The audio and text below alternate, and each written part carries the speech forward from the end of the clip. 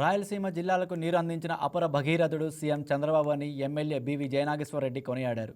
కర్నూలు జిల్లా కలుగొట్ర గ్రామ పరిధిలోని కొండమ్మవాగు చెరువులను ఎమ్మెల్యే సందర్శించారు. అనంతరం అక్కడి నీటి నిల్వలను పరిశీలించారు.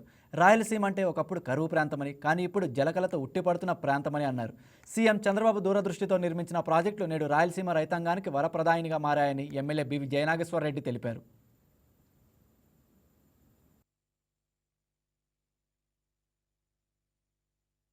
ఈరోజు వైకాపా పార్టీ అధికారాన్ని కోల్పోయారనే బాధని, వారి ఉనికిని కాపాడుకోవడానికి ముఖ్యంగా ప్రాంతాల మధ్య చిచ్చు పెట్టే కార్యక్రమాన్ని గతంలో కూడా చేశారు. అధికారం కోల్పోయిన తర్వాత ఇప్పుడు కూడా చేయాలని సర్వ ప్రయత్నాలు చేస్తున్నారు. దీంట్లో భాగంగా మీరు చూస్తే తప్పుడు ప్రచారాలకు, ఫేక్ ప్రచారాలకు కేర్ ఆఫ్ అడ్రస్ ఎవరైనా ఉన్నారంటే అది వైసీపీ పార్టీ.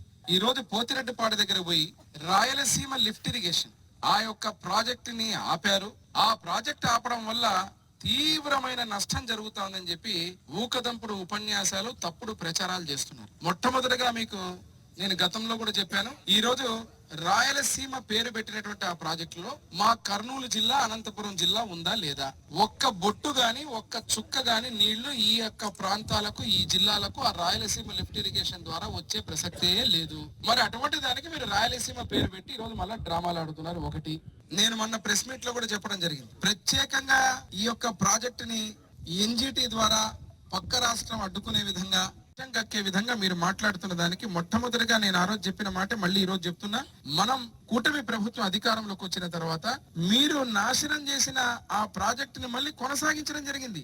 ఎందుకంటే ఆ రకంగా ఖర్చు పెట్టి ముఖ్యమంత్రి గారు మొన్న కొనసాగించడం కూడా జరిగింది. అదే రకంగా ఈ రాయలసీమకు, ముఖ్యంగా కర్నూలుకు, అనంతపురంకు జిల్లాలకు నీళ్లు రావటానికి ఎవరు కారణభూతులురా అంటే మళ్ళీ మీకు ఈ రోజు చరిత్ర చెప్పాలి. మొట్టమొదటిగా హంద్రీ నీవాని వెడల్పు చేసి ఈరోజు తిరుగులేని విధంగా ఈ ప్రాంతాలకు నీళ్లు ఇచ్చి, ఈ నీళ్లతో పాటు పులివెందల, అదే రకంగా కుప్పానికి కూడా నీళ్లు తీసుకుపోయిన అపర Bhagiratha. Please subscribe to YK TV Network. Please subscribe to YK TV. Please watch YK News. Don't forget to subscribe YK News channel